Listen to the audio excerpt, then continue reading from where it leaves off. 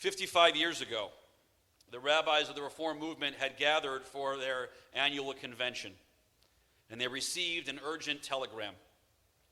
Hastily written from inside a jail cell, it contained a message from Dr. Martin Luther King Jr. He was leading a protest in St. Augustine, Florida, to desegregate the Monson Motor Lodge and was in need of support. So he turned to his friends of our movement and called upon our rabbis to come to Florida and join the protest, to bear prophetic witness against the social evils of our time. 16 rabbis and one communal leader answered the call and made their way to St. Augustine. They included some of the most prominent leaders and thinkers of our movement. And this year we bid farewell to two of them, Al Vorspan and Rabbi Richard Levy. Not surprisingly, the 17 were arrested for their acts of civil disobedience and crammed into a single jail cell. While there, they stripped down to their underwear to withstand the heat and humidity. And they wrote a manifesto, Why We Went. We came because we realized that injustice in St. Augustine, as anywhere else, diminishes the humanity of each of us, they wrote. We came because we could not stand idly by and silently by our brother's blood. We came because we know that second only to silence, the greatest danger to man is loss of faith in man's capacity to act. The next year, other rabbis joined Dr. King for the March on Selma, when Abraham Joshua Heschel famously noted that as he marched, he felt as if he was praying with his feet.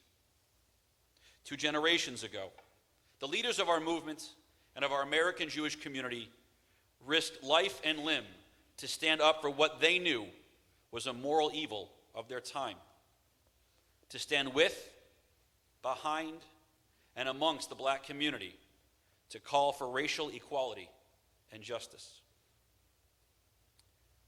When I think or talk about racial disparities, I get a knot in my stomach. I feel it right now. Part of that knot is the anxiety of knowing that talking about race, like talking about money, talking about what people have and don't have, makes everyone uncomfortable. It's not, as my grandmother would say, polite conversation. If I say the words white privilege, I'm worried you might tune me out. Those words can make people defensive. I worked hard for what I have. Yes, you did. We did. But today is not what we have done, not what you have done, or what I have done as individuals, or even what we have done together.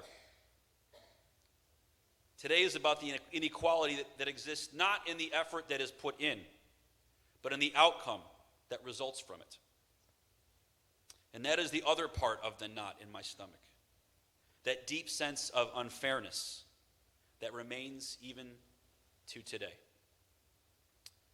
On this past August 2nd, we marked the 400th anniversary of the arrival of the first enslaved people on our shores. Thus, the seeds of our nation's mistreatment of our black population were sown in the very beginnings of America. This legacy of enslavement and racial mistreatment is foundational to the American story. Over the past 400 years, our nation has been in a tug of war for racial justice. With a sweeping look from 1619 to today, we see a progression in the treatment of black Americans, from slavery to freedom and legal equality. But the legal freedoms afforded to black Americans were overpowered by the threats of lynching and by the Jim Crow laws of segregation and humiliation. To help confront that injustice, Dr. King called upon us, the Jewish people, to support him and his community. Why did Dr. King call on the rabbis?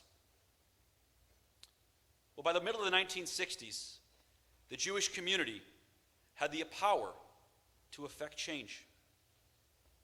With symbolic significance, by calling upon rabbis to join Christian clergy, Dr. King recognized that our people were part of the population who had power and influence.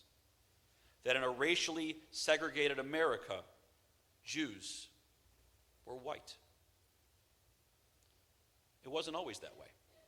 We know the restricted neighborhoods and country clubs, universities and hospitals, of the embarrassment and shame of signs that said, "No Jews allowed," often alongside "No blacks" or "No dogs."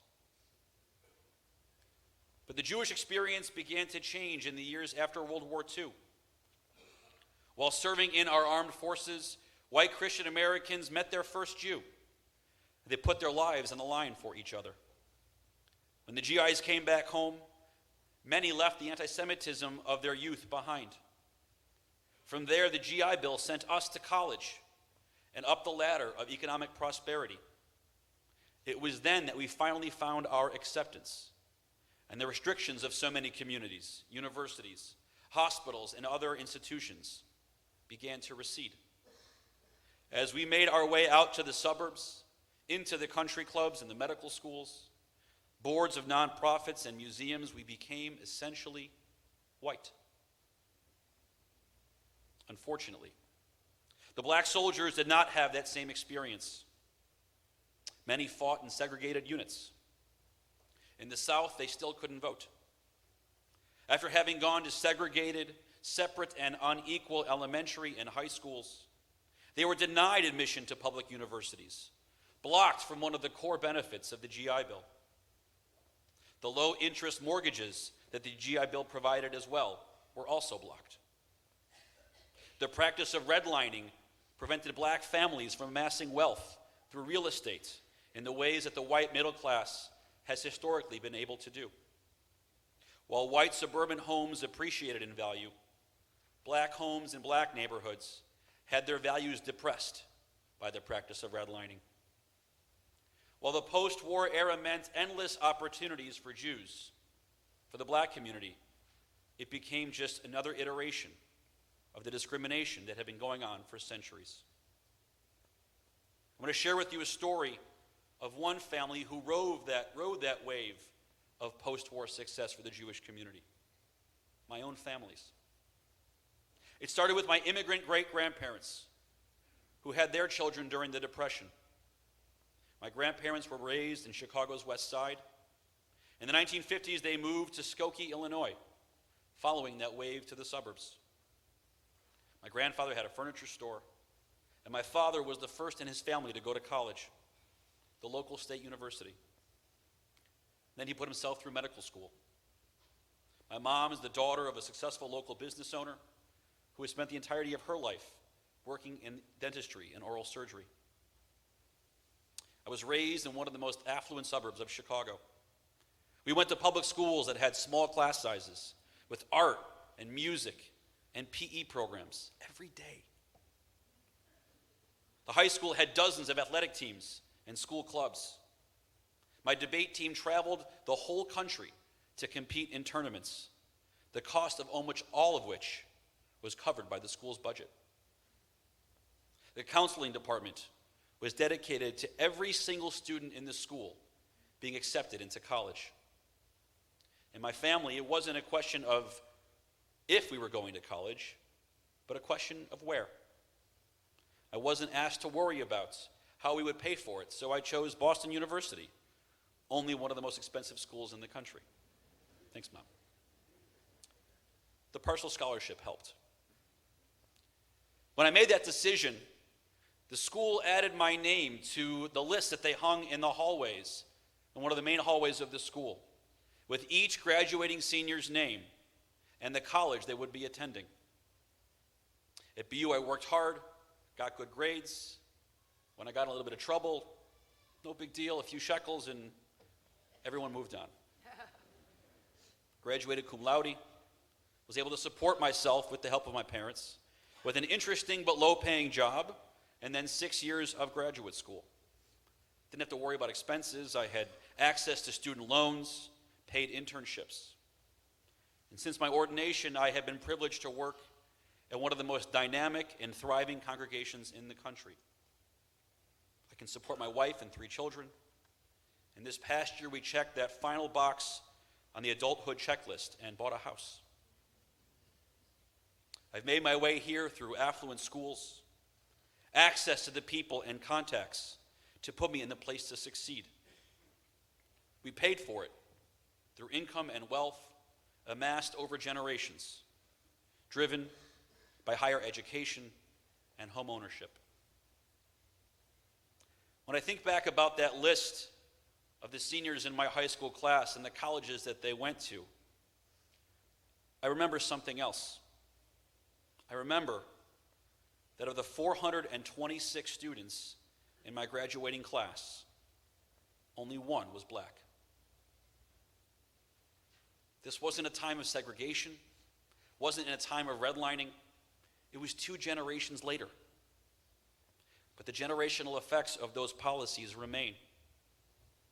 To this day, the median wealth of a black family is just under $18,000, 1/10 of the median white families. The connection between race and economics, between white privilege and economic privilege, while not absolute, could not be more real. It's no surprise then that Dr. King saw poverty as the starkest symptom of racial inequality. What's difficult to tolerate is that 50 years later, his observations remain true. And it goes beyond economics.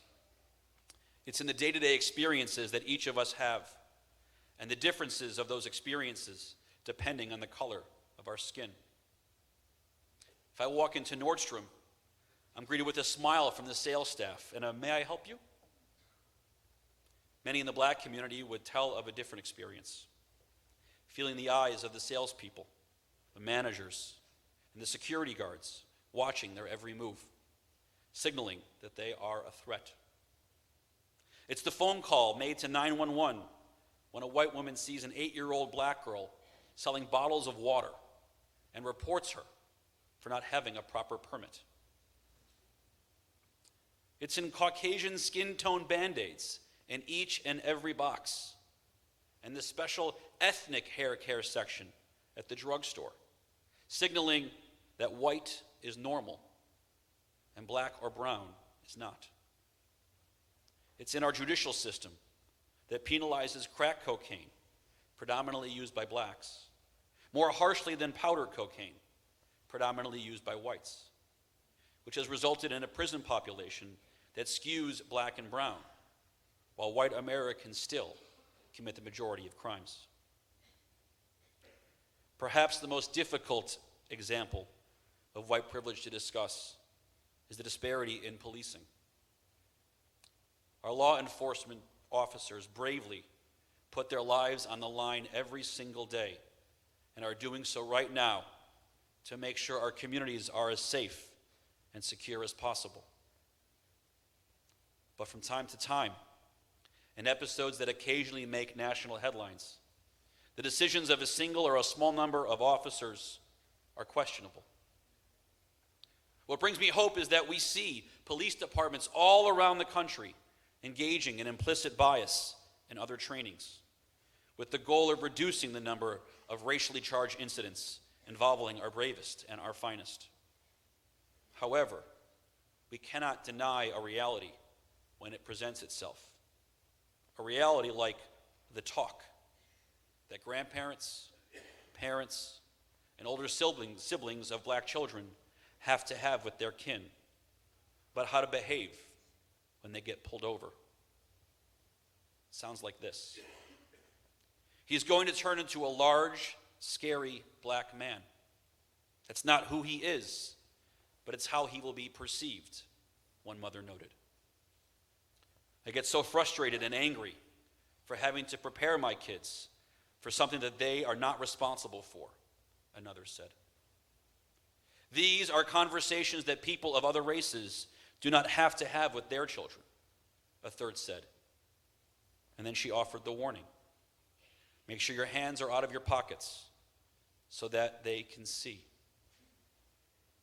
In America, because of your skin color, we are going to be dealing with a lot of danger, a father told his son.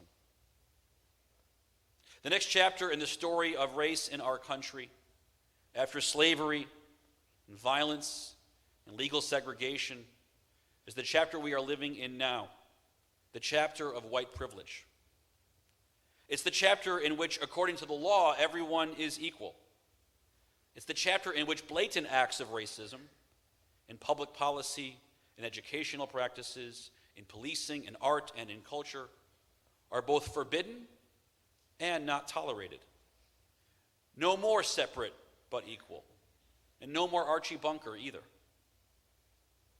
But it's also the latest chapter in the continuing story of how white and black Americans live different realities, live different truths based on the color of their skin. The great challenge in recognizing white privilege is that it is so elemental to our lives that we barely notice it. It's often been described as being like a fish who lives in water. The fish doesn't even know that he is in water. It would take being removed from it for the fish to realize how it's been sustaining him all along.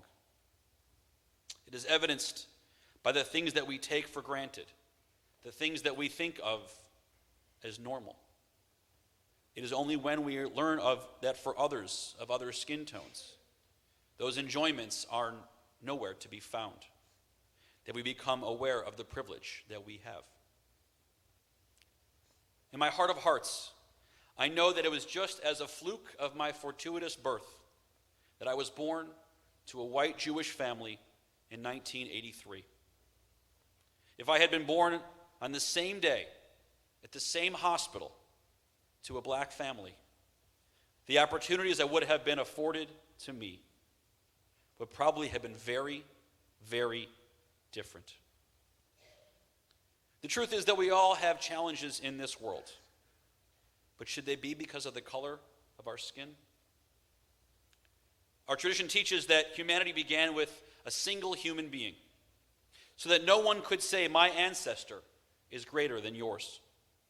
It teaches that when God gathered up the earth to make that first human being, God gathered soil from the four corners of the earth, yellow clay and white sand, black loam and red soil, to teach us that we are created as equals, equal in our humanity, in our dignity, and in our divinity. Encapsulated in those midrashim are the expectation that when we see inequality, we need to address it. It was true during the time of the ancient rabbis. It was true during the civil rights era, and it remains true today. Dr. King taught that the arc of the moral universe is long, but it bends towards the light. I'm not sure I have as much faith as he did. I think we need to do more than wait for that arc to bend. We need to get to work and bend it. In fighting for racial justice, I'm inspired by one of our famous teachings. Do not judge someone until you have stood in his place. As Jewish Americans, our community is predominantly white. In past generations, we built relationship with communities of color to know and understand where they stood. We demonstrated solidarity and activism side by side. Over the years, that relationship has withered. It's time to re-energize it. We need to get to know our neighbors of color in ways that are real and personal, not just through the stories on the news or a passing hello as we see each other. We need to recognize that Jews of color now are a significant portion of our own Jewish community, and nationally some say as high as 30%. We need to challenge ourselves to get out of our comfort zones, to allow ourselves to have our assumptions challenged in the process. We need to, with open minds, read books and watch movies and hear stories from people of color who honestly and openly share their experience. And that will get us part of the way there. But we cannot do it alone.